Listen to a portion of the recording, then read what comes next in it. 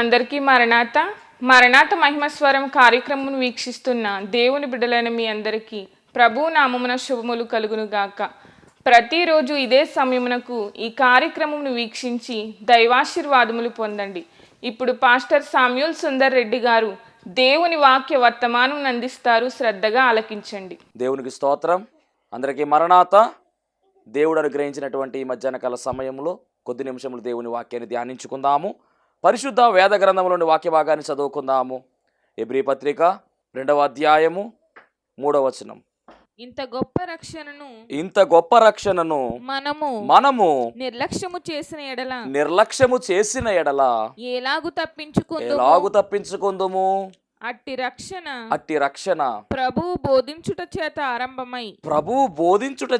ఆరంభమై దేవుడు తన చిత్తానుసారముగా సూచక క్రియల చేతను మహత్కార్యముల చేతను నానా విధములైన అద్భుతముల చేతను వివిధములైన. చాలండి. మహాపరిశుద్ధుడా, మహిమగల దేవాని ఘనమైన నామానికి వందనాలు, స్తోత్రాలు, స్తుతులు చెల్లించుకొనుచున్నాం. ఈ మధ్యాహ్న కాల సమయంలో ప్రభువా కొద్ది నిమిషములు మీరు మాతో మాట్లాడండి ప్రభువా. నీ మాట వింటే ప్రభు మేము బ్రతుకుతాం. నీ మాట వింటే ప్రభువా మా జీవితాలు మార్చబడతాయి, మలచబడతాయి, దీవించబడతాయి. గనుక ఇదిగో నాయన, నీ బిడ్డలు ఆశతో ఎదురు చూస్తూ ఉన్నారు. ఏ వాక్యమైతే ప్రభువా నాయన నీ బిడ్డలకు సరిపోతుందో అట్టి దివ్యమైన, బలమైన, ఘనమైన నీ వాక్కును ప్రభువా మాకు వినిపింపచేయండి ప్రభువా. నీ ఆత్మ కార్యాలు నీ బిడ్డల పట్ల నిండుగా మెండుగా జరిగించుమని, వాక్యముఖముగా మీరే మాట్లాడి మహిమ పొందుకోమని వాక్యమై ఉన్న యేసు నామములో అడిగి వేడుకొనుచున్నాము పరమ తండ్రి. ఆమేన్. దేవనామం మీ అందరికీ కూడా శుభములు కలుగునుగాక. ఆమేన్. ఎబ్రీ పత్రిక 2వ అధ్యాయం 3వ వచనంలో రాయబడినటువంటి మాట, ఇంత గొప్ప రక్షణను మనము నిర్లక్ష్యము చేసిన ఎడల ఎలాగు తప్పించుకొందుము. చాలండి. ఇంత గొప్ప రక్షణను మనము నిర్లక్ష్యము చేసిన ఎలాగు తప్పించుకొందుము అంటే, రక్షణ అనేటటువంటిది యేసుక్రీస్తు ప్రభు వారు మనకి ఇచ్చారు. ఎలా ఇచ్చారో ఈ చరిత్ర అంతా కూడా మనం బాగుగా ఎరిగిన వారమై ఉన్నాం. తన ప్రాణాన్ని పణముగా పెట్టి, రక్తమును చిందించి, మన కొరకు యజ్ఞ పశువుగా, బలి పశువుగా మారి, ప్రాణత్యాగము చేసి, ఎంతో అవమానమును, నిందలను భరించి, శ్రమను అనుభవించి, ఇలాంటి కష్టము, ఇలాంటి బాధ ఎవరు కూడా అనుభవించరు. అలాంటిది అందరి నిమిత్తము ఒక్కడే బలైపోయాడు. అలాంటి గొప్ప మహిమ కార్యాన్ని జరిగించి రక్షణను మనకు దానముగా ఇచ్చి వేశాడు. ఇలాంటి రక్షణను మనము నిర్లక్ష్యము చేయకూడదు అని ఈరోజు వాక్యము స్పష్టంగా సెలవిస్తూ ఉంది. రక్షణ అనేది మనం పొందుకున్నాం, బాగానే ఉంది. కానీ ఈ రక్షణ అంటే మనము కాపాడుకోవాలి. చివరి వరకు ఈ రక్షణని మనము కొనసాగించాలి. ఈ రక్షణలో మనం ఎదగాలని మరి పరిశుద్ధ గ్రంథమైన బైబిల్ గ్రంథము సెలవిస్తూ ఉంది. నువ్వు యేసుక్రీస్తు ప్రభువారు నమ్ముకున్నావు, బాగానే ఉంది. రక్షణ పొందుకున్నావు, బాగానే ఉంది. కానీ ఈ రక్షణ, మనం పొందుకున్నటువంటి ఈ గొప్ప రక్షణ నిర్లక్ష్యము చేయకుండా ఈ రక్షణను మనం ఏం చేయాలంటే కాపాడుకుంటూ రక్షణలో ఎదగాలి అని మరి పేతురు భక్తుడి ద్వారా దేవుడు స్పష్టంగా రాయిస్తూ ఉన్నారు. చదువుదాం ఆ వాక్యము కూడా. పేతురు రాసినటువంటి మొదటి పత్రిక 2వ అధ్యాయము 3వ వచనము. ప్రభువు దయాళుడని మీరు రుచి చూచి ఉన్న ఎడల సమస్తమైన దుష్టత్వమును సమస్తమైన కపటమును వేషధారణను అసూయను సమస్త దూషణ మాటలను మాని క్రొత్తగా జన్మించిన శిశువులను పోలిన వారై నిర్మలమైన వాక్యమును పాలవలన రక్షణ విషయములో ఎదుగు నిమిత్తము ఆ పాలను అపేక్షించుడు. అంటే రక్షణలో మనం ఎదగాలి. మరొక సందర్భంలో ఉన్న మాట ఏమిటంటే, రక్షణను మనము కాపాడి కొనసాగించమని కూడా మరి పౌలు గారు చెప్తున్న సందర్భం బైబిల్ గ్రంథంలో రాయబడి ఉంది. ఏదేమైనా రక్షణ పొందుకున్నటువంటి మనము ఆ రక్షణను నిర్లక్ష్యం చేయకుండా కాపాడుకుంటూ ముందుకు వెళ్ళాలి. ఎక్కడ వరకు వెళ్ళాలి అంటే కనుక రాకడ వరకు కూడా మనము జాగ్రత్తగా ఉండాలి. అందుకనే మెలకువ కలిగి ప్రార్థన చేయండి. అపవాది గర్జించు సింహం వలె ఉన్నాడు, ఎవరిని మింగుదామా అని ఎదురు చూస్తూ ఉన్నాడు. రక్షింపబడినటువంటి మనలను త్రోవ తప్పించే ప్రయత్నము వాడు చేయబోతూ ఉన్నాడు. గనక చాలా జాగ్రత్తగా ఉండాలి. అలా ఉండాలి అనడానికండి ఈరోజు ఒక వ్యక్తి జీవితాన్ని మీ ముందర పెడుతూ ఉన్నాను. నిజముగా అద్భుతమైనటువంటి జీవితము, ప్రారంభము ఎక్సలెంట్, బట్ ఎండింగ్ చూస్తే మట్టుకి చాలా ఘోరంగా ముగిసిందండి. విషాదమైనటువంటి ఎండింగ్ అనమాట. అంటే ఆ జీవిత ముగింపు మట్టుకి ఇక మనము ఆశ్చర్యపోవలసింది. అలాంటి ముగింపు. ఓపెనింగ్ చాలా బాగుంది, కానీ చివర మట్టుకి క్లోజింగ్ అయితే మట్టుకి ఎక్కడా కూడా నిజంగా బాధపడేటటువంటి విషాదమైనటువంటి సంఘటన ఈ వ్యక్తి జీవితంలో చోటు చేసుకుంది. ఆ వ్యక్తి గురించి మనం మాట్లాడుకున్నట్లయితే కనుక యేసుక్రీస్తు ప్రభువారు ఏర్పాటు చేసుకున్నటువంటి శిష్యులు, అపోస్తలులు, ప్రధానముగా మరి మొట్టమొదటిగా ఆయన పిలుచుకుని ఏర్పాటు చేసుకున్నటువంటి వారు 12 మందిగా మనందరం కూడా బాగుగా ఎరిగిన వారమై ఉన్నాము. ఆ 12 మంది కూడా మరి చాలా చక్కని పరిచర్య చేసినట్టుగా, ప్రారంభంలో వారి పరిచర్య చాలా బాగున్నట్టుగా మనం చూస్తూ ఉన్నాం. ఆ తరువాత కాలములో 12 మందిలో ఒక వ్యక్తి మరి ఆఖరి వరకు కొనసాగలేదు. అతను చేసినటువంటి కార్యము నిజంగా ఈ ప్రపంచంలో క్రైస్తవుడు ఎవరు కూడా మర్చిపోడు. ఆ వ్యక్తి గురించి మాట్లాడితే ఖచ్చితంగా చేదరించుకుంటాం మనం. అలాంటి వ్యక్తి యొక్క జీవితం ఈరోజు మనం మాట్లాడుకుంటూ ఉన్నాము. అతను ఎవరు అంటే కనుక 12 మంది శిష్యులుగా పిలవబడి అపోస్తలుడుగా పిలవబడినటువంటి ఇస్కరియోతు యూదా అనేటటువంటి వ్యక్తి గురించి ఈరోజు మనం మాట్లాడుకుంటూ ఉన్నాం. ఈయన యేసుక్రీస్తు ప్రభువారితో ఉన్నటువంటి అనుభవము, యేసుక్రీస్తు ప్రభువారి యొక్క శిష్యుడిగా పిలవబడ్డాడు, రక్షణ పొందుకున్నాడు. కానీ ఆ రక్షణను చివరి వరకు కొనసాగించలేదు.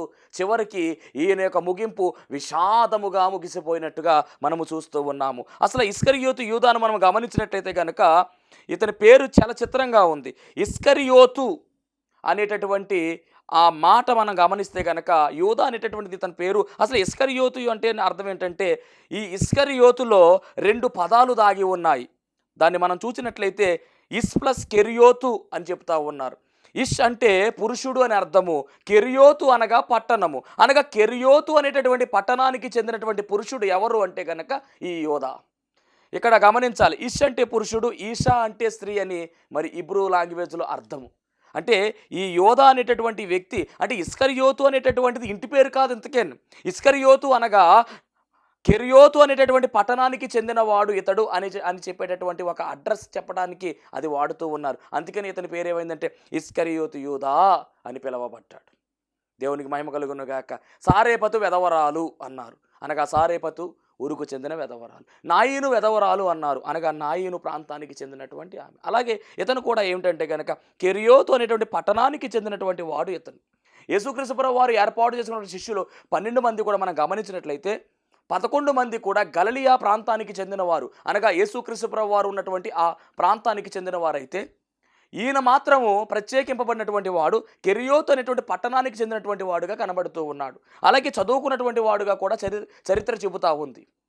దేవునికి మహిమ కలుగునుగాక. అలాంటి వ్యక్తి యేసుక్రీస్తు ప్రభువు వారి యొక్క పరిచర్యలోనికి వచ్చినట్టుగా, శిష్యుడిగా మారినట్టుగా, అలాగే అపోస్తలుడిగా పిలవబడినట్టుగా, మరి ఆయన ప్రభు యొక్క పరిచర్యలో బలమైనటువంటి సాధకంగా పనిచేసినట్టుగా కూడా మనము చూడవచ్చు పరిశుద్ధ గ్రంథములో. పరిశుద్ధ బైబిల్ గ్రంథములో యూదా అనేటటువంటి పేరు మీద ఉన్నటువంటి వారు అనేక మంది ఉన్నారు. యూదా అనేటటువంటి మాటకు అర్థాన్ని మనము చూసినట్లయితే స్తుతి అనేటటువంటి అద్భుతమైనటువంటి మాట ఉంది. మరి యూదా అనేటటువంటి వ్యక్తులు పరిశుద్ధ బైబిల్ గ్రంథములో పాత నిబంధన గ్రంథము, కొత్త నిబంధన కలుపుకున్నట్లయితే దాదాపుగా 14 మంది ఉన్నారండి. ఆ 14 మందిలో ఇతని జీవితము అద్భుతమైనటువంటి జీవితము, యేసుక్రీస్తు ప్రభువు వారి చేత పిలవబడినటువంటి జీవితము, శిష్యుడిగా మలచబడినటువంటి జీవితము, అపోస్తలుడిగా పేరు పెట్టబడినటువంటి జీవితము, అద్భుతాలు చూడడము, అద్భుతాలు చేయడము కూడా మరి ఈయన చేసినట్టుగా కూడా మనం చూస్తూ ఉన్నాం. దేవుని మహిమ కలుగును గాక. కానీ ఇతని గురించి చెప్తున్నప్పుడు అండి నిజంగా సువార్తల్లో చాలా అద్భుతంగా ఇతని గురించి రాశారు. చూద్దాం ఒకసారి, మీకు ఒక చిన్న మాట చూపిస్తాను. మత్తయి సువార్త 10వ అధ్యాయము 4వ వచనం చదువుదాం. మత్తయి సువార్త 10:4. కనానీయుడైన సీమోను ఆయనను అప్పగించిన ఇస్కరియోతు యూదా. అక్కడ గమనించాలి, ఆయనను అప్పగించిన ఇస్కరియోతు యూదా. అక్కడ శిష్యుల పేర్లు చెప్పబడ్డాయి. శిష్యుల పేర్లు చదువుదాం, ఫస్ట్ నుంచి చదువుదాం ఒకసారి. ఆ 12 మంది అపోస్తుల పేర్లు అదిగోండి, ఏవనగా ఆ 12 మంది అపోస్తుల పేర్లు ఏవనగా మొదట పేతురు అనబడిన సీమోను, పేతురు అనబడిన సీమోను, అతని సహోదరుడగు అంద్రేయ, అతని సహోదరుడగు అంద్రేయ, జెబెదయి కుమారుడగు యాకోబు, జెబెదయి కుమారుడగు యాకోబు, అతని సహోదరుడగు యోహాను, ఆ, ఫిలిప్పు, బర్తులోమయి, తోమా, సొంకరి అయిన మత్తయి, ఆ, అల్ఫయు కుమారుడగు యాకోబు, ఆ, తద్దయ్యను మారు పేరు గల లెబ్బయి, ఆ, కనానీయుడైన సీమోను, ఆయనను అప్పగించిన ఇస్కరియోతు అదిగోండి, యూదా. ఆయనను అప్పగించిన ఇస్కరియోతు యూదా అనగా ఆయన పేరుకు ముందుగా ఏమి రాశారు అంటే గనక యేసుక్రీస్తు ప్రభువారిని అప్పగించినటువంటి ఇస్కరియోతు యూదాగా అక్కడ మత్తయి సువార్తలో మత్తయి ఆయన పరిచయం చేస్తూ ఉన్నాడు. అలాగే మార్కు సువార్తలో కూడా మనం గమనిస్తే అక్కడ కూడా సేమ్ సందర్భం కనబడుతుంది. మార్కు సువార్త 3:19 మనం చూసినట్లయితే ఆయనను అప్పగించిన ఇస్కరియోతు యూదా అని రాయబడిందండి అక్కడ కూడా. అనగా మత్తయి కూడా రాసిన మాట ఏమిటంటే అప్పగించిన ఇస్కరియోతు అని రాశారు. అలాగే మార్కు గారు కూడా ఈయన పరిచయం ఎలా చేస్తున్నారంటే కనుక అప్పగించిన ఇస్కరియోతు యూదా. అలాగే లూకా భక్తుడు అనగా వైద్యుడైన లూకా ఒక మెట్టు ముందుకు వెళ్ళి ఆయన చెప్తున్న మాట చూద్దాం ఒకసారి. 6:16 లూకా సువార్త 6వ అధ్యాయం 16వ వచనం. యాకోబు సహోదరుడైన యూదా, ఆ, ద్రోహియగు అదిగోండి, యూదా. ద్రోహియగు ఇస్కరియోతు యూదా. అక్కడ చెప్పబడినటువంటి వారి ఎవరి పేరు కూడా ఇలా లేదు. ఇద్దరు భక్తులేమో అప్పగించినటువంటి యేసుక్రీస్తు ప్రభువు వారిని అప్పగించినటువంటి ఇస్కరియోతు యూదా అని చెప్తే, ఇక్కడ లూకా భక్తుడు ఒక స్టెప్ ముందుకు వెళ్ళి ఏమంటున్నాడంటే కనుక ద్రోహియగు ఇస్కరియోతు యూదా. అంటే ఇస్కరియోతు యూదా అని ఏమంటున్నాడు, ఇతను ద్రోహి అని పిలుస్తూ ఉన్నాడు. అదే యోహాను గారు అయితే కనుక ఈయన మరొక మెట్టు ముందుకు వెళ్ళాడు. యోహాను సువార్త 12వ అధ్యాయం 6వ వచనం. ఇస్కరియోతు యూదా పేరుని ఎలా చెప్తారు చూడండి. యోహాను సువార్త 12:6. వాడు ఇలాగు చెప్పినది పేదల మీద శ్రద్ధ కలిగి కాదు గాని వాడు దొంగ అయ్యుండి. అంటే ఇస్కరియోతు యూదా అని యోహాను భక్తుడు అంటున్న మాట ఏమిటో తెలుసా? దొంగ. అప్పగించిన వాడిగా, యేసుక్రీస్తు ప్రభు వారిని అప్పగించిన వాడిగా పిలువబడ్డాడు. యేసు ప్రభు ఏం చెప్తారు చూద్దాం ఒకసారి. యోహాను సువార్త 13వ అధ్యాయము 10-11 వచనాలు. యేసు అతని చూచి స్నానము చేసిన వాడు పాదములు తప్ప మరేమియు కడుక్కొనక్కరలేదు. అతడు కేవలము పవిత్రుడాయెను. మీరును పవిత్రులు కాని మీలో అందరూ పవిత్రులు కారనెను. తన్ను అప్పగించు వానిని ఎరిగెను గనుక. అదిగోండి, ఇక్కడ నుంచి చూడాలి మనం. తన్ను అప్పగించిన వానిని ఎరిగెను గనుక మీలో అందరూ పవిత్రులు కారని ఆయన చెప్పెను. అంటే ఆ సందర్భంలో ఇస్కరియోతు యూదాని ఏమంటున్నాడు ప్రభు అంటే అపవిత్రుడు వాడు అని చెప్తా ఉన్నారు అక్కడ. దేవునికి స్తోత్రం. ఇంకో సందర్భాన్ని చూపిస్తాను చూడండి. ఇది మరీ ఘోరమైనటువంటి మాట. మత్తయి సువార్త 26వ అధ్యాయం 24వ వచనం. ఆఖరిలో దేవుడు చెప్తున్న మాట. మత్తయి సువార్త 26-24. మనుష్య కుమారుని గూర్చి రాయబడిన ప్రకారము ఆయన పోవుచున్నాడు గాని ఎవని చేత మనుష్య కుమారుడు అప్పగింపబడుచున్నాడో ఆ మనుష్యునికి శ్రమ. ఆ మనుష్యుడు పుట్టి ఉండని ఎడల వానికి మేలని చెప్పెను. అంటే మొత్తానికి పుట్టకుండా ఉంటే మేలు అని ప్రభువే చెప్తా ఉన్నాడు. ఒక పక్కన అపవిత్రుడుగా, ఒక పక్కన పుట్టకుండా ఉండినా మేలు అని ప్రభువే చెప్తా ఉన్నాడు. ఇంకా అక్కడతో ఆగిపోలేదండి. యోహాను సువార్త 19:11లో కూడా ఆయన గురించి చెప్పిన మాట నేను చదువుతున్నాను చూడండి. ఎక్కువ పాపాన్ని మూట కట్టుకున్న వాడుగా కనబడుతున్నాడు అక్కడ కూడా. మరి ఇలాంటి జీవితము ఇస్కరియోతు యూదాది. భక్తులైనటువంటి వారు అప్పగించినటువంటి ఇస్కరియోతు యూదాగా, ద్రోహియగు ఇస్కరియోతు యూదాగా, దొంగ అయినటువంటి ఇస్కరియోతు యూదాగా, అలాగే యేసుప్రభు అన్నమాట అపవిత్రుడుగా ఉన్నటువంటి వాడుగా మరి ఆయన చెప్తూ ఉన్నారు. అలాగే ఇలాంటి వాడు పుట్టకుండా ఉండిన మేలు అని చెప్తా ఉన్నారు. ఎక్కువ పాపాన్ని మూట కట్టుకున్నట్టుగా కూడా రాయబడింది. ఇస్కరియోతు యూదా జీవితంలో ఎందుకు ఇంత విషాదము చోటు చేసుకుంది? అద్భుతమైనటువంటి సేవా పరిచర్య ఆయన చేశారు. బైబిల్లో ఉన్నటువంటి వచనాలను మనం గమనిస్తే కనుక అద్భుతమైనటువంటి విషయాలు ఉన్నాయి. శిష్యుడిగా ఆయన పిలువబడినటువంటి మాట కూడా మనం చూస్తూ ఉన్నాం. చూద్దాం ఒకసారి. మార్కు సువార్త 3వ అధ్యాయము 13వ వచనం. ఆయన కొండ ఎక్కి తనకిష్టమైన వారిని పిలవగా వారు వారు ఆయన యొద్దకు వచ్చెను. ఇష్టమైనటువంటి వారు అంటే కనుక ఎవరు అంటే వీళ్ళందరూ ఉన్నారు.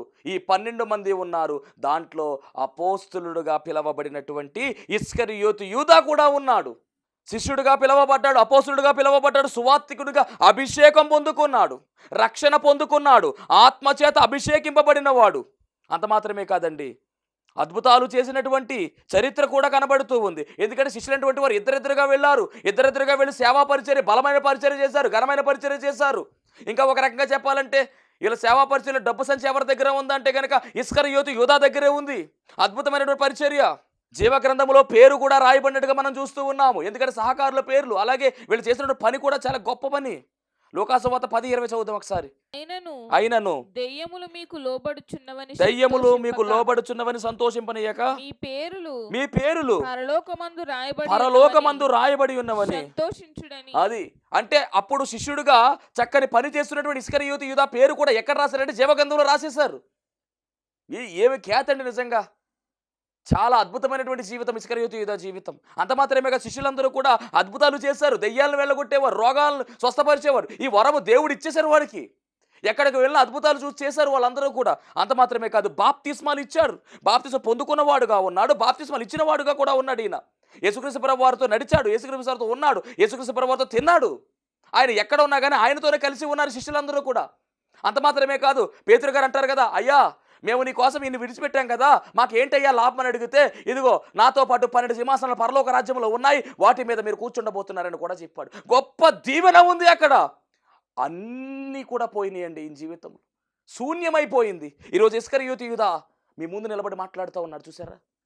ఆయన అంటున్నటువంటి మాట ఏమిటో తెలుసా? నాలా ఎవరు కావద్దు, నాలా ఎవరు వద్దు అని చెప్తూ ఉన్నాడు. ఆయనే ఒకవేళ వచ్చి మాట్లాడితే కనుక ఆయన అంటున్న మాట ఏమిటో తెలుసా? నాలా ఎవరు కూడా రక్షణ నిర్లక్ష్యం చేయొద్దు. నాకు వచ్చినటువంటి అవకాశం నేను విడిచిపెట్టుకున్నాను, చేతులారా పోగొట్టుకున్నాను, ఆఖరిలో తెలిసింది, అయినా కానీ నా వల్ల కాల. అందుకనే ఆయన ఏమైపోయాడో తెలుసా? ఉరి వేసుకుని చనిపోయాడు. ప్రారంభం బాగానే ఉంది, ముగింపు విషాదంగా ముగిసింది. మరి ఒకవేళ రక్షణ నిర్లక్ష్యం చేస్తున్నారేమో జాగ్రత్త. ఈయన జీవితంలో ఎందుకు ఇలా అయిపోయింది? ఈయన జీవితం, ఇంత గొప్ప జీవితం ఎందుకు ఈ విధముగా మారిపోయింది అంటే కనుక ఈయన జీవితంలో చోటు చేసుకున్నటువంటి విషయాలు మనం మాట్లాడుకోవాలి. అద్భుతమైనటువంటి జీవితం అండి. యేసుక్రీస్తు ప్రభు వారు ఈయన పిలుచుకున్నారు అంటే యేసు ప్రభు యొక్క పిలుపు అందుకుని, యేసు ప్రేమను పొందుకుని, యేసు సహవాసంలోనికి చేరుకుని, యేసు వాక్కుని చేత పట్టుకుని, అభిషేకం అందబుచ్చుకుని, యేసుతో నడిచి అద్భుతములు చేసి, ఆశ్చర్యకార్యములు చేసి, వెలిగింపబడి ఆరిపోయిన జీవితం ఇస్కరియోతు యూదా జీవితము. ఒకవేళ నీ జీవితము కూడా ఈ విధముగా వెళుతుందేమో జాగ్రత్త. రక్షింపబడ్డాను, రక్షణ పొందుకున్నాను అని అనుకుంటున్నావు, బాగానే ఉంది, కానీ యేసుతో నడవకుండా ముందుకు వెళుతున్నావేమో జాగ్రత్త. ఇప్పుడు ఇస్కరియోతు యూదా ఎందుకు ఇంత పతనానికి వెళ్ళిపోయాడంటే ఆయన ప్రక్కనే ఉన్నాడు యేసు ప్రభు, అయినా కానీ ఎందుకు ఆయన నమ్మేసేవాడుగా మారిపోయాడంటే కారణం చెప్తే జాగ్రత్తగా వినండి. యేసుక్రీస్తు ప్రభు వారిని సరిగా అర్థం చేసుకోలేకపోయాడండి ఆయన. ఇస్కరియోతు యూదాకు యేసుప్రభు అర్థం కాలా, యేసయ్య ఎందుకు వచ్చాడన్న విషయం కూడా ఆయన గ్రహించలేకపోయాడు. కారణం ఏమిటంటే ఆ కాలములో యూదులు బానిసత్వంలో ఉన్నారు. అంటే యూదా మీద రోమా ప్రభుత్వం ఏలుబడి చేస్తూ ఉంది. యూదులైనటువంటి వారందరూ కూడా ఆ రోమా ప్రభుత్వానికి పన్ను కట్టాలి, వారు చెప్పేటటువంటి పనులన్నీ కూడా చేయాలి. కాబట్టి ఈ రోమా ప్రభుత్వం నుంచి ఖచ్చితంగా మా మెస్సయ్య వస్తాడు, విడుదల చేస్తాడు. ఆయన ఎలా వస్తాడు అంటే కనుక సింహంలా వస్తాడు, యుద్ధాలు చేస్తాడు, రాజుగా ఉంటాడు, రాజ్యాన్ని స్థాపిస్తాడు, రోమీలను ఎదిరిస్తాడు, తిరుగుబాటు చేస్తాడు అని వారు అనుకున్నారు. కానీ చిత్రం ఏమిటంటే యేసుక్రీస్తు ప్రభు వారు ఎలా వచ్చారు అంటే గనక ఆయన సింహంలా వచ్చారా అంటే గనక కాదండి, గొర్రె పిల్లలా వచ్చాడు. స్టార్టింగే బాప్తిస్మ యోహాను చెప్తాడు కదా, లోక పాపమును మోసుకుని దేవుని గొర్రె పిల్ల అని పరిచయం చేశాడు. గొర్రె పిల్లలా వచ్చాడు. యుద్ధాలు చేశాడంటే ఏది? యుద్ధాలు చేయలా. శాంతికరమైన రాజ్యం స్థాపించాడు. రాజుగా కాదండి. ఆయన అన్నమాట, నేను పరిచర్య చేయడానికి వచ్చాను, పరిచారము చేయించుకోవడం నేను రాలేదన్నాడు ఆయన ఏకంగాని. ఇవన్నీ చూచాడు, యేసుతో ఉన్నాడు, బోధలు విన్నాడు, ఆశ్చర్యములు చూచాడు, అద్భుతములు చూచాడు, ఆయన గొప్పతనం చూచాడు, ఆయనతో నడిచాడు, ఆయనతో ఉన్నాడు. ఆయన రాక ఎందుకో అర్థం చేసుకోకుండా ఉన్నాడు గనుకనే పతనానికి వెళ్ళిపోయాడండి. యేసుక్రీస్తు ప్రభువు వారి చేత పిలవబడిన ఆయన బోధ విన్నా కానీ ఈ వ్యక్తి రక్షణను కోల్పోయాడు. ఎందుకంటే యేసయ్య పూర్తిగా అర్థం కాలేదు. నేటి క్రైస్తవ సమాజం కూడా అలాగే ఉందండి. మందిరానికి వెళుతున్నారు, యేసుక్రీస్తు ప్రభువారు ఎందుకు ఈ లోకానికి వచ్చారనే సత్యాన్ని గ్రహించుకోకుండా ముందుకు వెళ్ళిపోతూ ఉన్నారు. ఒక రకంగా చెప్పాలంటే యేసుక్రీస్తు ప్రభువారు మన పాపముల నుంచి మనల్ని విడుదల చేసి పరలోక రాజ్యానికి తీసుకువెళ్ళడానికి ఆయన వచ్చాడు. ఇహలోకమైన సంబంధమైన వాటిని ఎప్పుడు మనం అడుగుతానే ఉంటాం, ఆయన ఇస్తాడు. కానీ ఒక మాట అండి, ఆయన మనకు రక్షణ ఇవ్వడానికి వచ్చిన గొప్ప రక్షకుడు ఆయన. ఈ విషయం మనం అర్థం చేసుకోవాలి. యేసయ్య ఎందుకు ఈ లోకానికి వచ్చాడు అంటే కనుక నీ అప్పులు తీర్చడానిక, నీకు బిల్డింగ్ ఇవ్వడానిక? ఇవన్నీ శారీరక కోరికలే కాదు, ఇవన్నీ ఇస్తాడు ఆయన. కానీ అంతకన్నా ఇచ్చింది గొప్ప రక్షణ. మనం ముందే మాట్లాడుకున్నాం, ఆయన తన ప్రాణాన్ని పణముగా పెట్టి, తన ప్రాణాలు మనకు అర్పణగా పెట్టి మనందరి కొరకు ఒక్కడే బలైపోయాడు. ఇంత గొప్ప రక్షణ నీకు ఇంకా అర్థం కావట్లేదా? వాక్యం వింటే కదా అర్థమవుతుంది, మందిరానికి వెళ్తే కదా అర్థమవుతుంది. అప్పుడప్పుడు మందిరానికి వెళ్ళి వచ్చేస్తున్నావా? ఒకవేళ వాక్యం పెట్టినటువంటి ప్రేమైన దేవుని జనాంగమా, గమనించండి, ఈ మాటలు హెచ్చరిక కావచ్చు, మీరేమని అనుకోవచ్చు, కానీ చెప్పవలసినటువంటి బాధ్యత మా మీద ఉంది. చెబుతూ ఉన్నాము, మందిరాన్ని నిర్లక్ష్యం చేయవద్దు, మందిరానికి వెళ్ళండి, దైవజనం చెప్తున్న ప్రతి మాట వినండి, గ్రహించుకోండి, నేర్చుకోండి, వాక్యాన్ని వినాలి, ఆ చెప్పున జరిగించాలి. అప్పుడే కదా ఆశీర్వాదం వస్తుంది. ఇస్కరియోతు యూదా జీవితంలో మరి ఎంత విషాదం ఎందుకు వచ్చింది అంటే కనుక, భక్తుడే ప్రభువుతో ఉన్నాడు, ప్రభువుతోనే కలిసి నడిచాడు, అద్భుతాలు చేశాడు, అన్నీ చేశాడు, కానీ ప్రభువుని సరిగ్గా అర్థం చేసుకోలేకపోయాడు. మరి నీవు ఈరోజు అర్థం చేసుకుంటున్నావా? ఆయన్ని వ్యర్థంగా నీ జీవితాన్ని గడుపుతున్నావా? గమనించాలి. దేవునికి మహిమ కలుగును గాక. ఇదొక కారణం. రెండవ కారణం మనం గమనిస్తే ధనాపేక్ష. ధనాపేక్ష సమస్త కీడులకు మూలమని బైబిల్ కన్నా స్పష్టంగా చెప్తా ఉంది. డబ్బు పిచ్చితో ఉంటే కనుక మనము దేవునికి దూరం అవుతాం. జాగ్రత్త. ధనాపేక్ష సమస్త కీడులకు మూలము. 1 తిమోతి పత్రిక 6:17 1 తిమోతి పత్రిక 6:17 6:10 చదువుతాం. ఎందుకనగా ధనాపేక్ష సమస్తమైన కీడులకు మూలము. కాబట్టి ఇది కూడా ఒక కారణమేనండి. కొందరు దానిని ఆశించి విశ్వాసము నుండి తొలగిపోయి నానా బాధలతో తమ్మును తామే పొడుచుకునిరి. జాగ్రత్త. ఈ ధనాపేక్ష కూడా అవుతుంది. 30 వెండి నాణాలకు అమ్మేశాడండి ప్రభువుని. ఒక ప్రవచనం ఉంది, దానికి ఈయన మ్యాచ్ అయిపోయి వెళ్ళిపోయి. అలాగే దురాశ అనేది కూడా చోటు చేసుకుంది. అలాగే 3వ లక్షణం గమనిస్తే కనుక సాతానుకు చోటిచ్చాడండి. అందుకని పతనమైపోయాడు. జాగ్రత్త. నీకు తెలియకుండా సాతాను చొరబడుతున్నాడేమో. జాగ్రత్త. మెలకువ కలిగి ప్రార్థన చేయి. ఇస్కరియోతు యూదా జీవితాల్లో మన జీవితాలు కాకూడదు. ఎందుకంటే మనం రక్షణ పొందుకున్నాం. ఇస్కరియోతు యూదా రక్షణ పొందుకున్నాడు, ప్రభువే పక్కన ఉన్నాడు, కానీ తప్పిపోయాడు. ఒకవేళ తప్పిపోతున్నావేమో జాగ్రత్త. హెచ్చరికగా దేవుడు చెబుతూ ఉన్నాడు. ముందు జాగ్రత్తగా నీతో దేవుడు మాట్లాడుతూ ఉన్నాడు. ధనాపేక్షతో ముందుకు వెళుతున్నావేమో, డబ్బే ప్రధానంగా వెళుతున్నావేమో, ఆదివారం మందిరాన్ని మానివేసి పనికి వెళుతున్నావేమో. జాగ్రత్త. ఈరోజు ప్రభు నీతోనే మాట్లాడుతూ ఉన్నాడు. వారమంతా కూడా పని చేసుకో. ఆ ఒక్కరోజు ఆదివారం ప్రభువుకి ఇవ్వడానికి నిర్లక్ష్యం చేస్తున్నావేమో. క్రమం తప్పకుండా మందిరానికి వెళ్ళాలి, వాక్యం వినాలి, వాక్యానుసారంగా మనం జీవించాలి, క్రీస్తు ప్రేమ మనం కలిగి ముందుకు వెళ్ళాలి, పొందుకునేటువంటి రక్షణను మనం కొనసాగించాలి. కాబట్టి ఇస్కరియోతు యూదా ఒక హెచ్చరికగా మిగిలిపోయాడు. మరి ఇవన్నీ మనం గమనించినట్లయితే ఆయన జీవితము విషాదంగా ముగిసింది. చివరకు ప్రభువుని అమ్మివేసినటువంటి చరిత్ర. లాస్ట్లో పశ్చాత్తాపం వచ్చింది, కానీ ప్రభు దగ్గరికి వచ్చి పశ్చాత్తాపడలేదండి. ఎవరికైతే అమ్మేశాడో వారి దగ్గరికి వెళ్ళి పశ్చాత్తాపడ్డాడు. దానివల్ల ఉపయోగం లేదు. చివరికి ఉరుపేసుకున్నాడు, చచ్చిపోయాడు. హతసాక్షిగా మరణించవలసినటువంటి ఇస్కరియోతు యూదా ఆత్మహత్య చేసి చనిపోయాడు. హతసాక్షిగా మరణించినట్లయితే కనుక ఎంతో అద్భుతంగా ఆయన గురించి మనం మాట్లాడుకునేవారం. కానీ ఆత్మహత్య చేసుకున్నాడు. ఘోరమైనటువంటి చావు. ఆయన చనిపోయాడు. పైనుంచి పడగా పేగులు మరి ఆయన యొక్క తల పగిలిపోయినట్టుగా, కడుపులో ఉన్నటువంటి పేగులు బయటకు వచ్చినట్టుగా రాయబడింది. చాలా ఘోరమైనటువంటి చావు. మరి విశ్వాస జీవితంలో మన స్థాయి పెరగాలి తప్ప అలా డౌన్ అవడానికి వీలు లేదు. పొందుకున్న రక్షణ నిర్లక్ష్యం చేయకుండా దాన్ని ఎప్పటికప్పుడు మనం కొనసాగించుకుంటా ముందుకు వెళ్ళాలి. అట్టి ధన్యత దేవదేవుడు మనందరికీ అనుగ్రహించును గాక. ఆమెన్. మహోన్నతుడా నీకు వందనాలు, స్తోత్రాలు ప్రభువా. విత్తబడినటువంటి వాక్యము ద్వారా తండ్రి నీ బిడ్డలను దీవించండి, ఆశీర్వదించండి. వారి జీవితాల్లో ఉన్నటువంటి ప్రభువా నాయన బలహీనతలన్నీ కూడా తొలగించి వేసి బలపరచండి, స్థిరపరచండి, తృప్తిపరచమని యేసు నామములో అడుగుచున్నాం పరమ తండ్రి. ఆమెన్. మరణాత. దేవునికి స్తోత్రం అండి. అమ్మగారికి అయ్యగారికి వందనాలండి, సంగతులకు వందనాలండి. దేవుడు ఎంతో మేలు, చాలా చాలా మేలు చేసాడండి.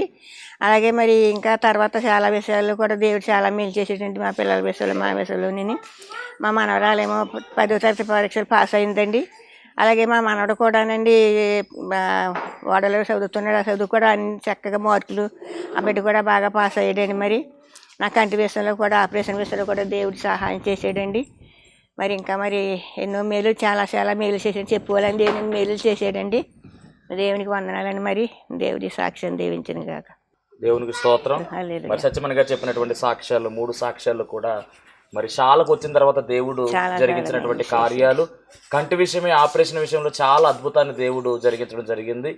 క్షేమకరంగా మరి దీన కుమార్తెకు ఆపరేషన్ జరిగింది. అలాగే మరి కన్ను కూడా చాలా బాగా చక్కగా సెట్ అయినట్టుగా మరి సాక్ష్యం చెప్తూ ఉన్నారు. అలాగే మరి లాస్ట్ విషయంలో అనగా మనవరాల విషయంలో, అలాగే మనవడి విషయంలో కూడా, చదువుల్లో ఇద్దరి విషయంలో కూడా దేవుడు గొప్ప విజయాలు ఇచ్చాడు. దేవుడు నామానికి మహిమ కలుగును గాక. ఈ సాక్ష్యాన్ని దేవుడు దీవించి ఆశీర్వదించును గాక. ఆమేన్. మరణాత మహిమ స్వరం అనేటటువంటి ఆధ్యాత్మిక టీవీ కార్యక్రమాన్ని వీక్షిస్తున్నటువంటి మీ అందరికీ కూడా నా ప్రత్యేకమైన వందన మరణాత తెలియజేస్తూ ఉన్నాను. దేవుడు అనుగ్రహించినటువంటి ఈ కార్యక్రమం ద్వారా మీరందరూ కూడా ఎన్నో మేలులు పొందుకున్నట్టుగా మరి మేము వింటూ ఉన్నాము. అందరూ కూడా ఫోన్ కాల్ చేస్తూ ఉన్నారు. ప్రార్థన అవసరతలో ఉన్న వారందరూ కూడా ఫోన్ చేసి ప్రార్థన చేయించుకుంటున్నారు. చాలా సంతోషము. అందరూ కూడా మేలు పొందుకున్నట్టుగా మరి మీరు తెలియజేస్తున్న సమాచారం బట్టి మేము చాలా సంతోషిస్తూ ఉన్నాము. ఈరోజు ఒక ప్రత్యేకమైనటువంటి అంశాన్ని మీతో మాట్లాడాలని నేను మీ ముందుకు వచ్చి ఉన్నాను. అదేమిటంటే, దేవుడు తన మహాకృపను బట్టి సేవా పిలుపు నాకు ఇచ్చి అన్నిటినీ విడిచిపెట్టి తను రమ్మనడం జరిగింది. మరి ఆయన ఇచ్చినటువంటి పిలుపును అంగీకరించి ఆయన సేవకు నేను వ్యాపారాన్ని గట్ట అన్నీ విడిచిపెట్టి వచ్చాను. ఆ వచ్చినది మొదలుకొని ఈ దినం వరకు చక్కని సేవా పరిచర్యను దేవుడు జరిగించుకుంటూ ఉన్నాడు. చూస్తున్నటువంటి ఈ యొక్క ఈ షెడ్లో మేము ప్రతి శనివారం కూడా స్వస్థత ప్రార్థనలు అనగా శాల కార్యక్రమాన్ని జరిగిస్తూ ఉన్నాము. 1 సంవత్సర కాలం పాటు ఎలాంటి అడ్డు ఆటంకం లేకుండా చక్కని రీతిలో మరి ఈ శాల కార్యక్రమం జరుగుతూ ఉంది.